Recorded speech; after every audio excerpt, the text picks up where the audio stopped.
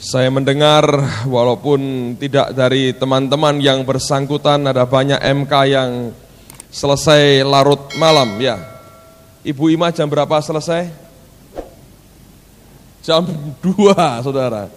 Ya itu kasus khusus saudara, jangan berpikir bahwa setiap MK kita akan selesai jam 2 pagi. Tapi saya dengar ada teman yang perlu dilayani dan membutuhkan waktu sampai jam 2 pagi, tempat Hasto jam setengah 10 baru selesai, Ripkah jam berapa? Jam 9?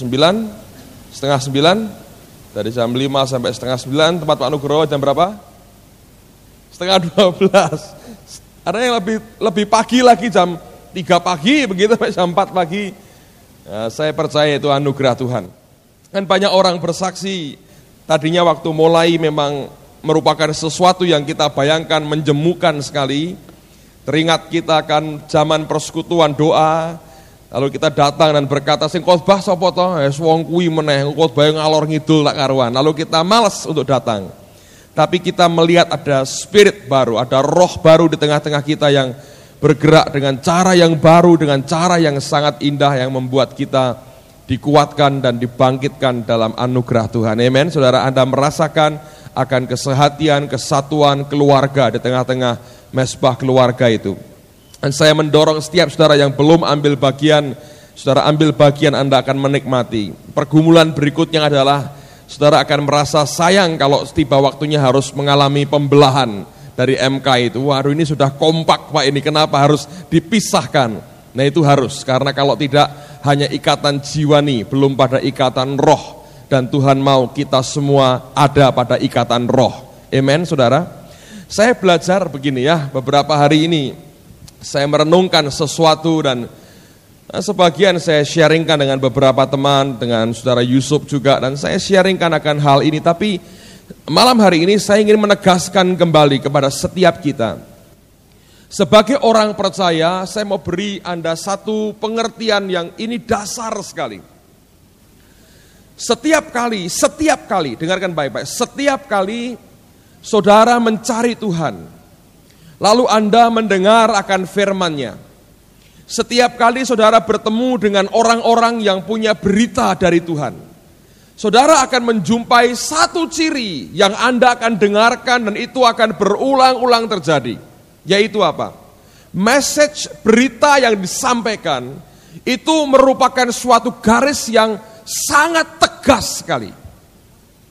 Bahasa kasarnya, bahasa yang kurang disenangi orang, Anda akan dengar suatu message, suatu berita, penyampaian firman Allah yang orang berkata ekstrim.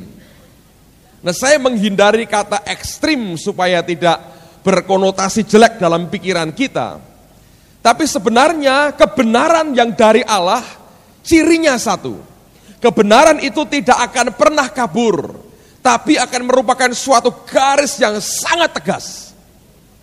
Ketidaksanggupan kita untuk menangkap garis yang tegas itu sebagai kebenaran akan membuat kuasa firman itu akan dinetralisir sampai kehilangan kuasanya. Nah, Anda harus mengerti, dari sejak mula ketika saya baca tadi, manusia bisa jatuh dalam dosa karena kehilangan ketegasan firman dalam hidup mereka. Saya mau tunjukkan ayatnya dulu. Mari kita buka kitab Kejadian. Sehingga kalau nanti kelak Anda dalam waktu-waktu berikutnya belajar banyak firman Tuhan, tidak akan dibuat kaget dengan apa yang kita ini nikmati. Kejadian pasal yang kedua, ayat 15, 16, dan 17. Kejadian pasal yang kedua, ayat 15, 16, 17. Tuhan Allah mengambil manusia itu dan menempatkannya dalam Taman Eden untuk mengusahakan dan memelihara taman itu. Lalu Tuhan Allah memberi perintah ini kepada manusia. Perhatikan perintahnya, perhatikan kalimat ini dengan baik. Semua pohon dalam taman ini boleh kau makan buahnya dengan bebas. Tetapi pohon tentang pengetahuan yang baik dan yang jahat itu Jadi pohon itu ada namanya, yaitu pohon pengetahuan tentang yang baik dan yang jahat. Janganlah kau makan buahnya, sebab pada hari engkau memakannya, pastilah engkau mati. Saya mau ulang lagi, dengarkan ini perkataan Tuhan. Garisnya tegas sekali, tidak mungkin keliru. Tuhan berkata begini, semua pohon dalam taman ini boleh kau makan buahnya dengan bebas. Boleh. Tetapi, perhatikan, pohon pengetahuan tentang yang baik dan yang jahat itu. Nama pohonnya ini pohon pengetahuan tentang yang baik dan yang jahat. Itu nama pohonnya. Pohon itu punya nama, saudara. Namanya pengetahuan tentang yang baik dan yang jahat. Dikatakan janganlah kau makan buahnya, sebab pada hari engkau memakannya, pastilah engkau mati. Nah sekarang bandingkan dengan pasal ketiga, ketika setan datang kepada Hawa. Kalau Anda baca kisah selanjutnya, dari ayat yang ke-18, pasal 2 tadi, Alkitab menceritakan bagaimana Hawa diciptakan. Waktu Allah berbicara menyatakan firman itu, dia sampaikan kepada Adam. Setelah firman disampaikan, lalu kemudian Hawa diciptakan. Oke. Nah, pasal 3, ini menurut saya alasannya kenapa setan tidak datang kepada Adam, tapi kepada Hawa. Dia tahu persis Adam ngerti apa yang dikatakan dari mulut Allahnya. Tapi Hawa tidak dengar langsung perkataan Tuhannya. Nah pasal 3, lihat ayat yang pertama, kita akan tahu perbedaannya. Adapun ular ialah yang paling cerdik dari segala binatang di darat yang dijadikan oleh Tuhan Allah. Ular itu berkata kepada perempuan itu, dengarkan perkataannya. Tentulah Allah berfirman, semua pohon dalam taman ini jangan kamu makan buahnya. Bukan, lihat kalimat pertama sudah membuat kacau. Saya tahu sengaja dia ucapkan kalimat yang salah untuk tahu reaksi daripada si wanita ini. Tapi repotnya saudara, Hawa tidak punya berita yang tegas tadi. Nah dengar apa yang Hawa katakan. Perhatikan pada ayat yang kedua. Lalu saut perempuan itu kepada ular itu, buah pohon-pohonan dalam taman ini boleh kami makan. Tetapi tentang buah pohon yang ada di tengah-tengah taman, Allah tidak berkata yang di tengah taman jangan dimakan. Tidak berarti tempatnya bukan di situ. Saya percaya memang itulah buah yang dimaksudkan. Saya berkata ini mimbar. Saya berkata ini mimbar. Lalu ada orang berkata, itu loh kotak kayu yang di tengah-tengah. Yang dituju sama. Tapi pengucapannya berbeda. Allah berkata ini pohon tentang pengetahuan yang baik dan yang jahat. Tapi Hawa tidak sanggup menyebutkan nama pohon itu. Dia berkata itu loh yang di tengah-tengah. Anda lihat perbedaannya, di sini sudah berbeda. Sudah berbeda jauh sekali. Dengarkan apa yang dia katakan. Ayat 3. Allah berfirman, jangan kamu makan ataupun raba buah itu. Siapa yang melarang untuk diraba? Tuhan berkata jangan dimakan. Orang kalau sudah mulai buat kesalahan satu kali terhadap pengertian firman dan apa yang dia ucapkan, dia akan beruntun membuat kesalahan berikutnya. Allah tidak berkata, itu ada pohon di tengah-tengah. Enggak, dia berkata, pohon pengetahuan tentang yang baik dan yang jahat, jangan kamu makan. Hawa berkata, tidak menyebut pohon pengetahuan yang baik dan yang jahat, disebutnya pohon yang di tengah-tengah. Jangan kamu makan dan raba buahnya. Ditambahi. Lebih indah dari warna aslinya. Fuji Color Film, saudara. Tambahi. Beda dari apa yang tegas yang dia beri. Dan kemudian dia berkata, jangan kamu makan ataupun raba buah itu, nanti kamu mati. Tuhan berkata, pastilah kamu akan mati. Kamu mati. Pada hari kamu makan buah itu, pastilah engkau mati. Tapi Hawa berkata, nanti kamu akan mati. Lihat akan perbedaannya. Saudara tahu, dinetralisir sendiri oleh manusia. Setan memancing dengan pertanyaan yang dia tahu akan dibantah. Tapi sekaligus dia ingin tahu apakah orang ini ngerti betul firman Allah atau tidak. Ternyata tidak ngerti, saudara. Begitu tidak ngerti apa yang tegas dari Allah, habis, saudara. Setan bukannya tidak tahu. Tuhan ngomongnya apa? Dia sengaja mengajukan pertanyaan yang salah supaya pernyataannya dan pertanyaannya dikoreksi oleh Hawa. Kalau Hawa mengkoreksi, mau tidak mau dia akan mengeluarkan apa yang dia tahu. Pada waktu setan tahu dia tidak ngerti firman, habis, saudara. Dia bisa bantah, dan sisa selanjutnya dari cerita ini kita tahu endingnya seperti apa. Dengarkan baik-baik, saudara. Firman Tuhan tidak pernah mengajar kepada kita sesuatu yang membuat kita kabur. Tapi setan selalu akan membuat berita yang kita dengar, yang kita baca menjadi kabur. Dan ini bahaya ada pada orang-orang modern. Kenapa? Karena manusia selalu berpikir sebaliknya dan mencoba menetralisir segala sesuatu. Sehingga akhirnya muncul suatu pandangan dalam hidup banyak manusia akan sesuatu yang netral, yang kabur, yang abu-abu, yang di tengah. Dan semua kebenaran Tuhan Anda bisa pertanyakan itu.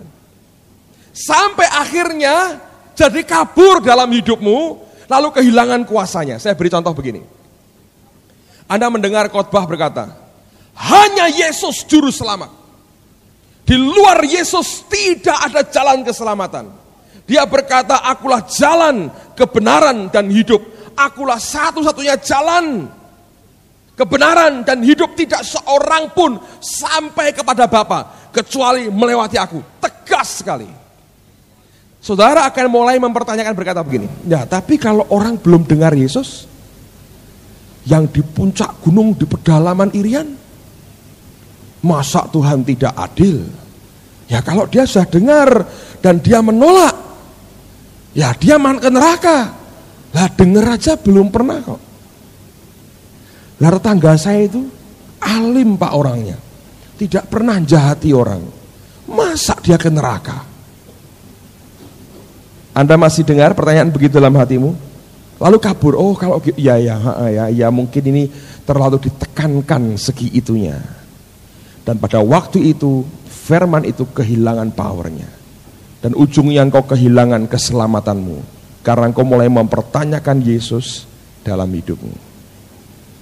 Yang kedua, orang berkata, ampuni. Ampuni. Yang bersalah diampuni. Lalu timbul pertanyaan, nah, masa ngampuni itu gimana? Lalu apa kita tidak mencoba mendidik dia? Anda dengar pertanyaan itu? Sampai akhirnya Anda kehilangan akan power kuasa daripada berita pengampunan. Hilang, netral lagi dalam hidupmu. Lalu engkau tidak berbuat apa-apa. Ujungnya begitu. Ketiga, contoh ketiga.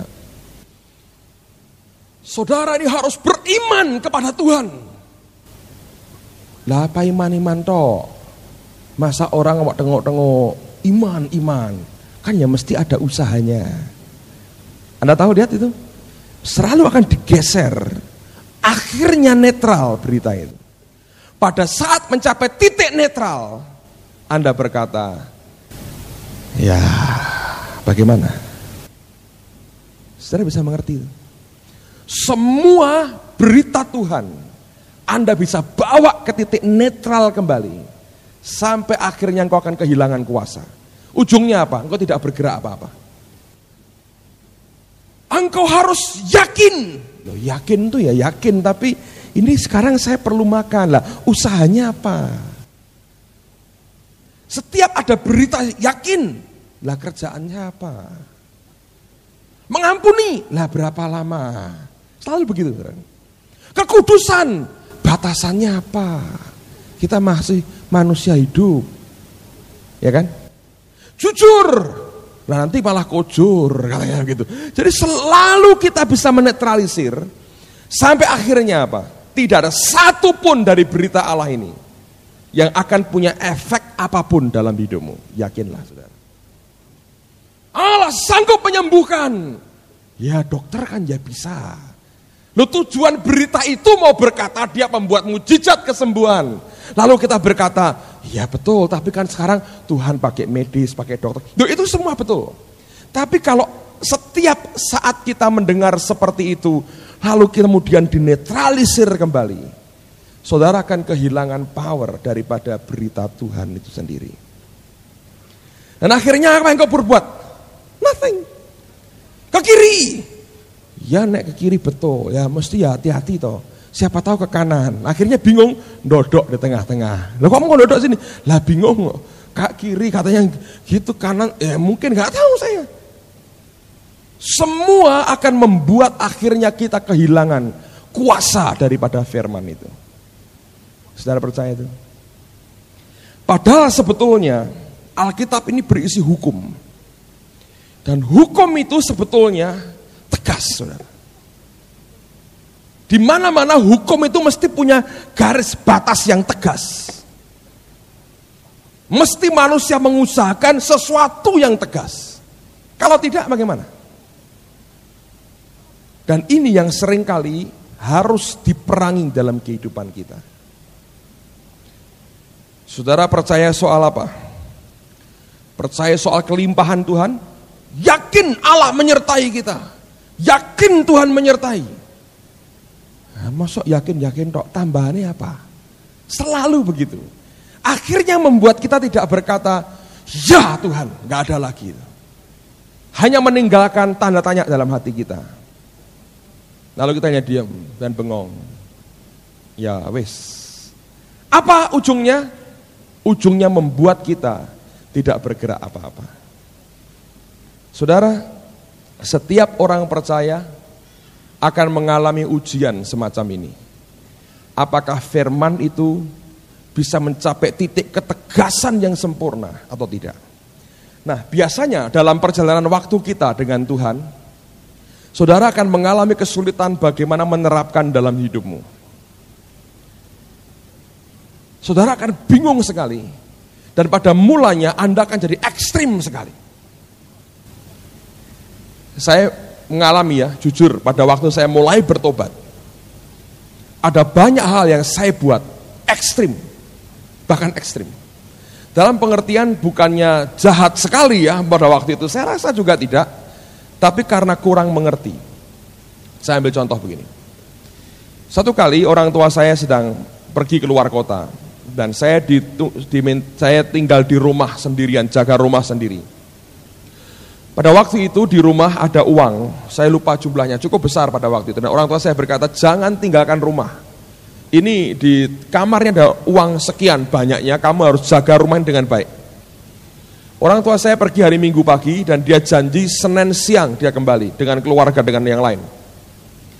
Senin sore saya ada persekutuan doa. Saya baru bertobat kira-kira mungkin 2 bulan pada waktu itu. Waduh, luar biasa menggebu-gebu.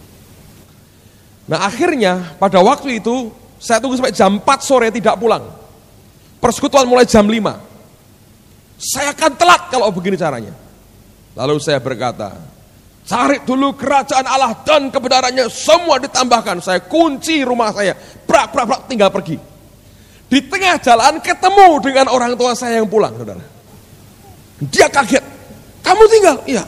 Mana kuncinya? Ini. Saya dimarahi. Reaksi saya apa? Menderita karena Yesus. Bukan nyesel, menderita karena Yesus. Saya persekutuan, saya pulang lagi, dimarahi lagi. Enggak bertobat? Enggak. Tuhan terima kasih. Boleh menderita karena mau persekutuan, saya menderita. Apakah saya pernah melewati fase semacam itu? Ya, saudara. Tapi dengarkan baik-baik. Firman ini berbeda. Firman itu berbeda dengan konsep manusia dan filosofi manusia. Sebab firman ini memiliki daya hidup. Dan itu kehidupan Allah sendiri. Dan itu pribadi dia sendiri. Pada waktu berita yang tegas itu masuk dalam hidup, engkau akan bergerak cepat sekali ke sisi lain dengan tegas. Di sini aku berdiri.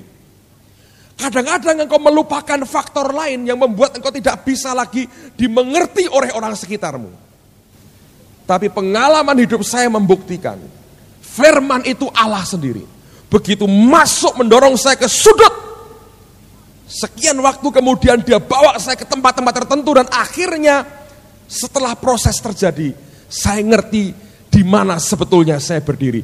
Tanpa saya kehilangan power dari berita Allah itu sendiri. Yang membuat saya begitu secure adalah karena itu Allah sendiri yang masuk dalam hidupmu. Kalau saya sampaikan atau orang Kristen lain sampaikan berita yang netral, dengar, saya yakin itu bukan dari Tuhan. Itu hanya konsep kompromi manusia. Membuat semua tenang dan tanpa gejolak, tapi tidak ada powernya sama sekali. Dan engkau tidak akan pernah bisa beranjak dari tempatmu. Karena directionnya tidak ada. Kanan atau kiri, Pak? Ya, kiri juga baik, kanan juga baik. Kanan ada bahayanya, kiri juga ada bahayanya. Banyak mana? Ya, kanan kira-kira 45%, kalau kiri 55%, kurang lebih begitu. Hampir sama. Ya, sama. Kalau diam, ya itu lebih aman tanpa resiko. Diam di tempat. Dan kekristenan kita, Kristen berdiri di tempat. Engkau akan bertahun-tahun jadi orang Kristen. Tapi gak ada apapun dalam kehidupan kita. Ngerti saudara? Simple berita Allah. Saudara, saya diajar banyak sekali. Memberi misalnya. Waduh, saya dari background hamba Tuhan yang mulai dari nol, dari zero, saya merangkak. Dan secara financial kami mulai dari begitu berat sekali. Tahun-tahun harus naik bis ke Jakarta, naik travel ke Jakarta, ke Surabaya, kemana-kemana. Seharian puter-puter seperti itu. Saya mengalami sekian lama. Dan seketika Tuhan mulai mengajar untuk memberi, luar biasa.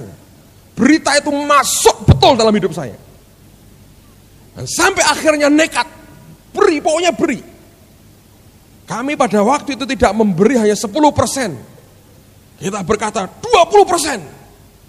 Nekat, saudara. Apa yang terjadi? Kurang. Mestinya kan tambah, Pak. Enggak, kurang. Akhirnya sekian bulan ini kok malah kurang. Memberi double malah kurang. Kami sembahyang Tuhan. Gimana ini? Dan dia berkata, siapa yang suruh? Ya enggak ada. Ini ideku sendiri. Dia bilang, aku tidak pernah suruh itu. Beri yang aku suruh. Kurangi lagi 10%. Nah, cukup untuk hidup saudara. Sampai akhirnya dia bawa. Semua kita akan menghadapi itu dalam hidupmu. Saya jamin. Kalau engkau berkata, oh saya nggak pernah, Pak. Engkau netral sih. Di tengah-tengah. Dan yang hebat adalah firman ini punya kekuatan kehidupan yang luar biasa. Dan sampai pada ujung tertentu nanti, engkau akan mengerti persis bagaimana hidup di dalam Kristus yang sebenarnya. Orang Kristen kalau kehilangan ketegasan firman dalam hidupnya, hancur saudara. Tidak ada gunanya itu. Semua dinetralisir. Apakah engkau puasa? Ya kita puasa, tapi ya memang kita kan harus menjaga mah kita. Nanti bisa blooding ini mah. Kalau saya tidak makan telat gemeter semua dan sebagainya. Akhirnya netral lagi. Lalu kamu puasa gimana? Ya saya mengurangi nasi sedikit, tapi ikannya saya tambah lagi. Ya podo wae, saudara. Akhirnya netral lagi. Ya. Dibutuhkan orang Kristen yang bisa melihat berita Allah tegas. Tuhan tegas. Pengetahuan tentang yang baik dan yang jahat. Hawa berkata itu yang di tengah-tengah. Dia tidak tahu persis apa yang dia katakan. Saya yakin kalau dia berkata, ini pengetahuan tentang yang baik dan yang jahat. Kalau aku makan, aku tahu yang baik, aku bisa berbuat baik. Aku juga tahu yang jahat, aku akan berbuat jahat. Tidak akan dimakan dulu.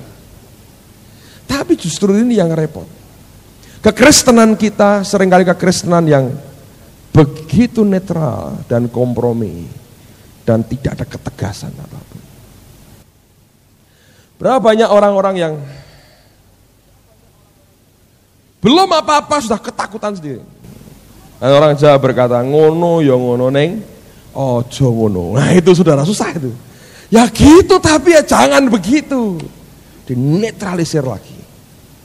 Izinkan, dengarkan, izinkan Tuhan sendiri yang membuat ini jadi balance seperti yang dia mau.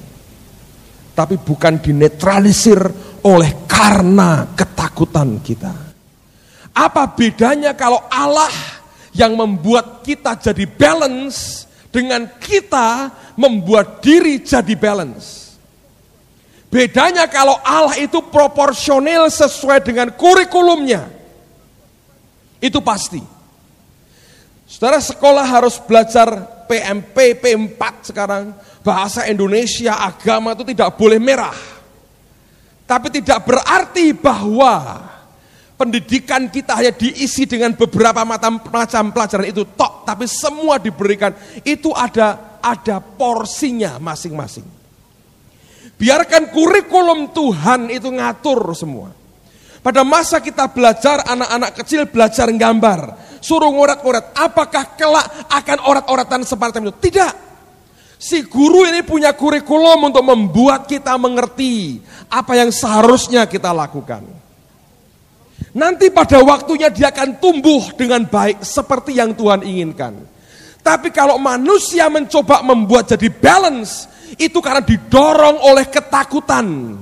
Alkitab berkata Allah tidak pernah memberi kita roh ketakutan.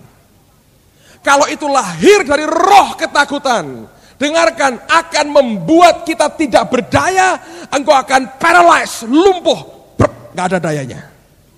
Kenapa? Karena upaya menetralisir semuanya didasari oleh perasaan cemas, khawatir, dan takut dalam kehidupan kita. Bukan oleh karena cinta kita kepada Allah, tapi oleh karena ketakutan kita sendiri. Selama orang Kristen bisa mengerti, memahami akan firman ini kuat dalam hidupnya. Firman ini punya daya kekuatan hidup yang luar biasa. Saudara akan menikmati kehidupan Allah dalam hidupmu itu real, nyata sekali. Tapi tanpa itu tidak akan ada apapun yang kita bisa hasilkan. Saudara tahu Martin Luther? Dia seorang biarawan. Dia melihat bagaimana keselamatan dijual belikan. Keselamatan dijual belikan. Kalau Anda punya orang tua yang di alam penantian katanya, saudara ini ada gereja mau dibangun, ini panitia pembangunan zaman dulu seneng itu, karena imamnya ngajar begitu. Ini ada kotak persembahan. Kalau Anda masukkan keping emas, begitu keping itu jatuh dan bunyinya berdenting, ting, itu roh nenek moyangmu melenting langsung ke Firdaus, pindah. Itu dipercayai orang, saudara. Terjadi abad pertengahan. Dan begitu banyak orang memanipulasi kebenaran itu untuk membuat gereja jadi kaya. Dengan cara kebenaran dimanipulasi semacam itu. Banyak aturan-aturan yang dibuat orang akhirnya membuat orang lumpuh dan tidak berdaya. Martin Luther, dia sedang menaiki tangga Santo Petrus. Sebagai bagian dari usahanya dia untuk memperbaiki dirinya, menebus akan dosa dan kesalahannya. Sampai tiba-tiba satu perkataan Tuhan itu keluar dalam hatinya. The just shall live by faith. Orang benar akan hidup dengan iman. Dan dia berkata, tidak benar itu omong kosong semua. Orang benar hidup dengan iman. Tegas sekali. Lahir orang-orang Protestan. Saudara tahu berita begitu bisa membuat orang bunuh-bunuhan. Dan terjadi. Ribuan orang mati. Perang di Eropa. Ketika berita dia sampaikan, the just shall live by faith. Dan dari zaman ke zaman, Anda akan ketemu dengan orang-orang yang bahkan memberikan hidupnya oleh karena ketegasan berita Allah yang disampaikan. Dan itu tidak pernah bisa dinetralisir, bahkan dengan kematiannya sekalipun. Tidak bisa. Dan dari zaman ke zaman sampai dengan hari ini, Anda lihat orang-orang yang dipakai Allah hari ini. Semua punya satu message yang intinya sama. Ketegasannya sama dalam hal kebenaran. Saudara ngerti Tuhan Yesus? Wah. Kalau kekristenan hari ini kehilangan ketegasan berita Allah, kita akan kehilangan segala sesuatunya, saudara. Amen. Oleh karena itu firman harus ditangkap dengan roh, bukan dengan pikiran kita. Karena ini berbahaya sekali. Saudara dengan gampang akan dibawa kembali ke titik netral. Dan titik netral ini akan membuat kita tidak berdaya apa-apa. Kita hanya perang ayat dan kita hanya bengong dan bingung ini mau kemana. Dan pada akhirnya engkau lihat hidupmu mandek, saudara. Tidak ada apapun yang bisa kita hasilkan oleh karena kekuatan roh Allah yang keluar memancar dari kehidupan kita. Saya mendengar banyak tokoh-tokoh dalam abad-abad yang lalu. Dan menarik sekali orang bicara tentang John Wesley, tentang segala macam orang-orang hebat. Tapi ada seorang hamba Tuhan. Dan hamba Allah ini menyatakan sesuatu yang menurut saya ajaib sekali. Dia berkata, Anda perlu baca bukunya itu, Leonard Ravenhill. Dia berkata, banyak orang bicara tentang John Wesley, George Whitefield, John Knox. Saya tahu John Knox ini, orang Skotlandia. Salju turun tebal sekali. Malam hari salju turun tebal. Dia keluar rumahnya, dia berlutut di tengah tumpuan salju dan dia teriak apa? Give me Scotland or I die. Beri aku Skotlandia atau aku mati. Selalu begitu.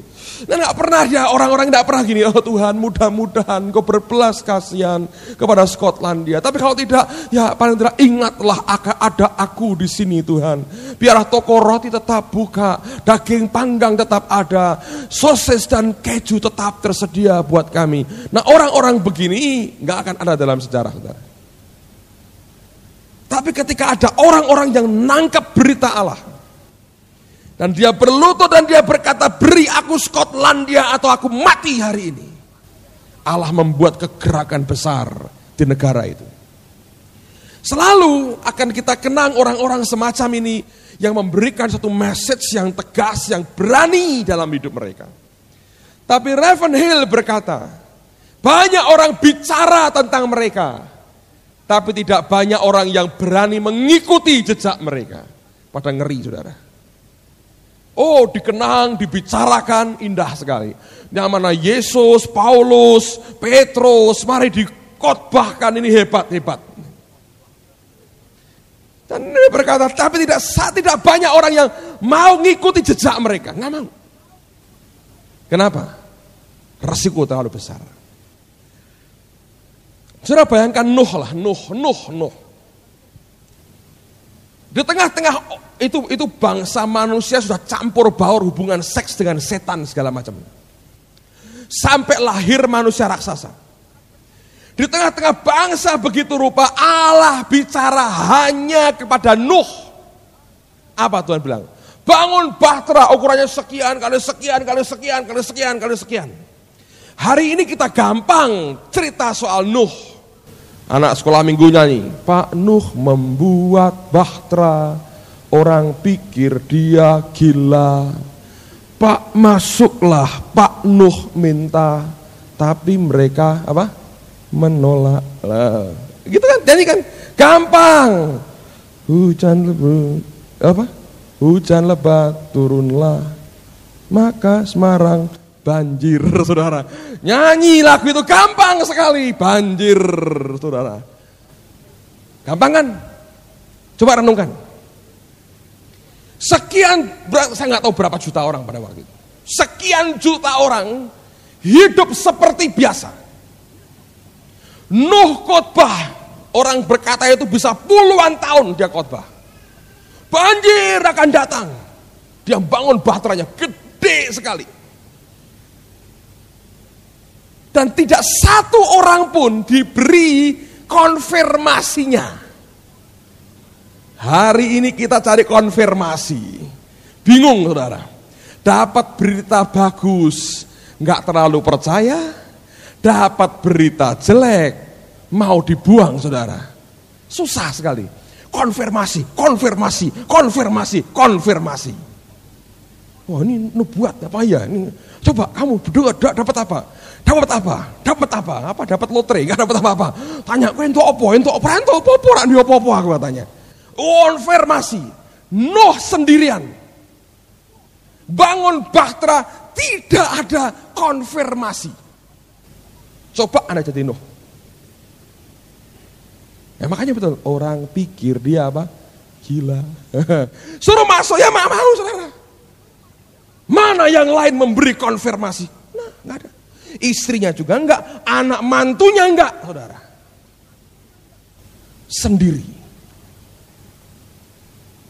Sedangkan Abraham aja ngeri. Stefanus berkata, Allah yang maha kuasa menampakkan diri kepada Abraham. Saya pernah katakan, itu adalah istilah untuk menyebut akan Yesus Kristus. Pergi dari Ur Kasdim ke tanah perjanjian. Enggak berani, saudara. Bapaknya berkata, yuk nang, mangkat, baru berangkat. Nunggu Terah di depan. Siapa yang berani meninggalkan tempat yang sudah begitu nyaman ke tempat yang dia sama sekali nggak tahu. Tapi selalu cirinya sama. Ada ketegasan dalam berita Tuhan dalam hidup kita. Atau kau akan kehilangan kuasa daripada berita itu. Semua begitu. Musa lagi ngembalakan. Tuhan datang luar biasa. Saya pikir hari ini saya bayangin kalau gua lihat ada api di sini, suruh apapun tak kerjain, saudara. Ini Musa. 40 tahun gembalakan kambing domba mertuanya. Dan orang ini tidak selicik Yakub, saudara. Yakub sekian tahun dia dapat domba. Musa 40 tahun gak dapat apa-apa. Gembalakan dengan setia, milik mertuanya, terus saudara. Madep mantep melu morotuwo, sudah pokoknya ini model begitu aja ini orang. Kalau Yakub pasti bisa ngapusi mertuanya, ini nggak bisa ngapusi dia. Ada api bakar belukar tapi nggak terbakar. Datang ke Firaun, takut, minta temen, sampai dikasih Harun, baru jalan. Kira-kira jalannya gandeng-gandengan sama Harun, gandengan, ngeri saudara. Siapa yang mau percaya sama aku Tuhan? Dulu gua mau tolong aja aku ditendang. Dengar saudara, selalu begitu. Sampai dalam hidupmu pribadi, rema yang akan kau terima tegas. Bukan bisa begini, Gak ada itu saudara. Selama hati kita masih mencoba mengkompromikan akan hal itu, saudara akan menjumpai, engkau tidak akan bergerak kemana-mana. Tetap tinggal di tempat, duduk manis dan bingung. Tidak tahu mesti ngapain, saudara. Ngerti? Tapi Allah selalu begitu. Tunjukkan kepada saya satu orang yang bisa, orang Jawa bilang mencela-menceli dalam hidupnya. Ketika Allah berkata, enggak ada. Dan itu harus jadi sesuatu yang kita renungkan baik dalam kehidupan kita. Amen, saudaraku. Simple. Saya bicara tentang jalan Kain. Saya bicara kesesatan Bileam. 2 minggu lagi saya teruskan dengan kedurhakaan Korah. Saya baca soal Korah, saya bilang, Tuhan terlalu ajaib Tuhan itu. Kalau enggak kita kenal siapa dia, bingung Anda ikut Tuhan. Dengar saudara ya. Buat kita nih. Karena di mimbar kita seringkali diomongin kok. Tuhan itu tepat saudara, tidak mungkin terlambat. Tapi saya setuju tuh Arlan SQ berkata, buat saya Tuhan selalu terlambat. Dan memang lambannya luar biasa menurut daging kita. Maunya tuh cepet, nggak mau. Anda makin gini-gini, makin santai dia. Maka Anda paksa makin berhenti. Saudara akan menghadapi realita dalam hidupmu. Itu realitanya Tuhan kayak begitu. Anda makin cepet-cepet, makin malas. Tuhan kurang sedikit, sebentar. 1 hari sama dengan berapa? 1000 tahun. 1000 tahun dengan berapa? 1 hari. Nah rasain. Sehari lagi anak-anak. Sehari Tuhan. Iya. 1000 tahun. Nah putuku sudah generasi 56 Tuhan kalau begitu. Kapan dapatnya? Anda harus kenal Tuhan dengan baik. Kalau enggak ini susah dimengerti saudara. Makanya dalam pengalaman nanti lihat. Kalau sudah semua tenang, bahkan sudah tidak kepingin lagi, atau selesai. Jadi nanti senangnya itu udah, nggak ada. Oh selesai, cuma gitu doang. Itu Tuhan selalu begitu. Kalau ada selama, dia berkata, ya sehari lagi nak, katanya. Anda lompat-lompat sehari, itu 1000 tahun. Tapi kalau Anda santai sekali, Anda berkata, waduh, masih 1000 tahun lagi. Hari berikutnya, kok selesai? Selesai. Wong 1 hari, 1000 tahun, 1000 tahun, 1 hari. Itu Tuhan itu begitu. Anda nanti belajar, dia selalu begitu. Kalau Anda, ayo Tuhan, cepat. Dia akan beri Anda waktu cepat. Ya wes, besok ya, besok. Nah repot kalau saya kena, besok repot saudara. 1000 tahun luarnya. Kalau Anda memahami dia,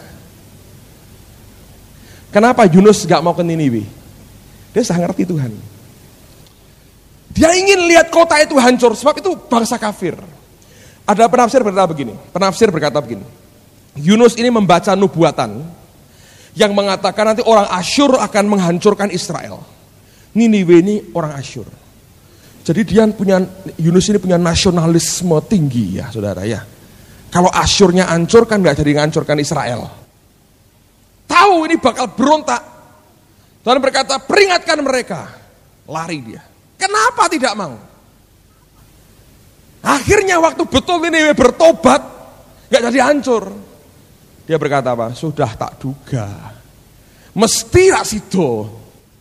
Maunya hancurin sudah. Akhirnya betul dia salah benar. Loh gak jadi toh. Nah, Tuhan kon ngancur nggak bakal. Aku suruh apa ini? Suruh ngomong nubuat begini-begini, yang ngomong tok nanti lihat. Bertobat, loh nggak jadi. Ngamuk dia. Dia nggak kenal Tuhannya. Dalam pengertian memahami sampai punya hati seperti dia. Ngerti tapi Tuhan itu kayak apa ngerti dia. Mesti nggak jadi menghukum. Lihat nih, kalau Anda mulai dengan orang yang jahat dengan saudara, Anda tunggu, kok gak ada hukumannya ya orang ini, kok seneng terus gitu. Tuhan, makin arep-arep makin diberkati dia, saudara. Yakinlah, itu Tuhan kayak begitu. Sepertinya lamban.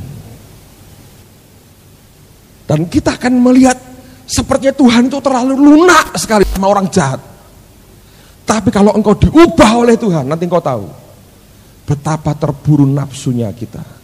Yang kedua, betapa jahatnya kita ingin melihat orang lain sengsara di depan mata kita. Memahami dan memiliki hati seperti itu loh, saudara. Nanti membuat kita ini belajar. Amen, saudara. Jadi ini berita Tuhan ini harus ditelan dalam hidupmu. Semua kalau Anda baca ini tegas sekali. Semua makan ketegasannya. Sebab ini bukan cuma organisme yang mati, tapi ini hidup. Dan kehidupan yang ada itu kehidupan Allah sendiri. Nanti gua akan belajar tentang Tuhan. Tuhan itu juga bukan Allah yang peduli pendapat mana yang benar, nggak urusan. Sering kali gua akan ngelihat dia sama sekali nggak urusan. Yang dilihat orang, bukan pendapatnya. Anda akan lihat dalam cerita Alkitab dari waktu ke waktu akan terus bingung secara manusia, bingung, saudara. Ini keliru, ini keliru. Nanti engkau akan tahu betapa daging kita ini, dosa ini membuat arah kita dengan Tuhan betul-betul bertolak belakang. Semua yang kita anggap benar, tiba-tiba kita bilang keliru meneh. Tapi disitulah sebetulnya kita belajar sangat banyak dari pribadinya. Saya ingin saudara punya sesuatu yang tegas dalam hidup. Tegas. Jangan dinetralisir oleh karena ketakutanmu sendiri. Jangan, saudara. Saya masih ingat, sebab saya berani berkata begitu karena saya punya pengalaman banyak sekali. Pada waktu saya hampir selesai ujian sarjana saya di Undip tahun 86. Habis KKN saya tulis skripsi saya dan hampir selesai. Tinggal ujian terakhir kemudian selesai. Ujian akhir. Saya belum terlalu banyak pelayanan waktu itu. Saya di kampung-kampung untuk khotbah di persekutuan doa yang cara lama yang kita punya. Dan pada waktu itu saya tahu panggilan Tuhan. Jadi akhirnya saya nggak sabar. Saya masih ingat saya naik sepeda motor ke Jalan Gajah Mada dan saya akan ke kampus. Saya tanya dengan Tuhan, Tuhan katanya engkau mau pakai saya. Mana? Nyatanya sampai sekarang nggak ada apa-apa. Nggak ada tanda-tanda dia mau pakai saya. Nggak ada. Apa yang harus saya buat, Tuhan? Gimana ini? Komplain. Tapi dia sabar dan dia mengajar untuk berani tegas. Dan dia berkata begini, lulus kuliahmu selesai, nikah. Habis nikah aku baru mau pakai kamu. Jadi saya ngomong sama Tina, habis aku selesai nikah, ya gak punya apa-apa, gak punya. Tapi itu tegas. Dengerin, ini penting. Keberanian yang Allah berikan dalam hidupmu dan keberanian yang kita miliki berbeda. Anda dengar tegas, kita mesti berani lah. Berani yang bagaimana? Saya sampaikan ini supaya tidak salah ngerti, nanti ngawur semua berani. Dengerin, saudara. Keberanian manusia berbeda dengan keberanian Tuhan. Manusia beraninya begini. Anda lihat situasi, beberapa hal terbuka sepertinya, walaupun nggak total, orang berani berkata, ya masuk. Itu keberanianmu. Karena engkau lihat kemungkinan, engkau masih melihat kemungkinan, lalu engkau masuk ke lubang itu. Keberanian yang dari Tuhan dimulai ketika pertamanya engkau berkata, aduh aku nggak berani. Kalau engkau sudah berkata, aduh nggak bisa Tuhan. Nah tiba-tiba dia berkata, go! go, Anda bangkit, Anda bergerak. Itu dari Tuhan, saudara. Tapi kalau itu muncul karena analisamu, wah ini bisa nih, gua giniin bisa ini. Itu dari siapa? Dari manusiamu sendiri. Lah nanti seringkali istilah saya, gua akan melihat seperti ada pintu dengan tirai dari sutra, tipis sekali. Ya bisa Anda masuk, Anda tabrak tembok, saudara. Tembok belakangnya. Anda keluar babak belur, benjut semua. Kenapa begini? Keberanian manusia. Tapi keberanian dari Tuhan, engkau lihat tembok tinggi. Kalau seperti kata firman Tuhan, ku kalahkan musuh dan apa? Melompat tembok. Bukan karena kesanggupanmu dan keberanianmu, tapi Allah yang memberikan keberanian dalam hidup. Boldness. Orang-orang berani, dasarnya itu penakut semua. Tapi Allah beri keberanian. Dia punya keberanian yang ilahi. Orang-orang brilian di depan Tuhan, dasarnya orang-orang bodoh semua. Tapi dia beri wisdom dan hikmatnya. Dan dia jalan sesuai dengan alurnya Tuhan. Orang-orang tangkas di depan Tuhan adalah orang-orang yang lamban bergerak sebetulnya. Tapi Allah beri anugerahnya, dia bisa menikmati ketangkasan ilahi. Orang-orang yang cerdik di hadapan Allah, sebetulnya orang-orang yang sangat bodoh sekali. Tapi Allah beri hikmat dan kecerdikannya. Orang-orang yang kuat dalam Tuhan, sebetulnya orang-orang yang sangat lemah, saudara. Tapi Allah memberi kekuatannya, dan orang berkata dia kuat, bukan karena dia kuat, lemah. Tapi dapat kekuatan Tuhan. Saudara tangkap, ini bukan hal yang gampang dicerna, percayalah. Saudara yang ikuti Kain, Bileam, saya tahu mungkin 30-40% yang tercerna. Diulang lagi, sampai itu masuk dalam roh. Sebabnya nggak bisa satu kali dicerna, Anda perlu 5-6 kali mungkin. Sambil jalan dengan dia, sampai engkau bisa nangkep betul apa yang Tuhan sedang berikan di tengah-tengah kita. Amen, saudaraku. Jadilah orang-orang yang tegas, saudara. Kok ekstrim? Bukan ekstrim, tegas saya katanya. Kalau ekstrim konotasinya jelek, saudara. Tegas lebih baik. Tegas dengan apa yang dia katakan. Amen. Sebab Allah itu bukan Allah yang mudah-mudahan. Mudah-mudahan lah ada terang, lalu terang mulai redup. Tuhan bilang kok ora apik, tambahi meneh, tambahi lebih terang. Tidak ada itu. Allah berkata jadilah terang, saudara. Nggak ada mudah-mudahan terang, tambahi. Itu bukan Tuhan, saudara. Itu wayang golek, bukan Tuhan. Amen, saudaraku. Allah dalam kebenarannya itu membuat kita dimerdekakan di dalam Dia. Makanya Paulus berkata dalam kelemahan, kuasamu itu sempurna dan nyata. Waktu dia lemah, saat dia paling tidak berdaya, kuasanya paling kuat. Pada waktu engkau berkata bisa, dia berkata tidak akan bisa. Ingat, satu hari berapa? 1000 tahun. Anda buat, ayo Tuhan. Ya wes sesok ya nang, sedino meneh repot, saudara. 1000 tahun. Seperti Anda nanam biji, kalau ada bijinya tuh, pohon beringin, saudara. Anda tanam sampai kapan ini tumbuhnya? Pada waktu kau menyerah kepada Dia, orang berkata 1000 tahun lagi baru terjadi. Tidak mungkin terjadi. Tiba-tiba hari berikutnya waktu engkau buka matamu, semuanya selesai dalam sekejap. Amen. Jadi makanya jadi orang Kristen itu sabar. Sehari berapa? 1000 tahun. Sabar, saudara. Kalau Anda tidak sabar dengan geraknya Tuhan, benar-benar 1000 tahun. Tapi ketika engkau surrender, engkau menyerah kepadanya, tiba-tiba orang berkata 1000 tahun lagi Pak baru bisa. Ketika engkau tidur dan engkau buka matamu kembali pada waktu pagi, tiba-tiba semua selesai. Karena Dia yang selesaikan buat kita.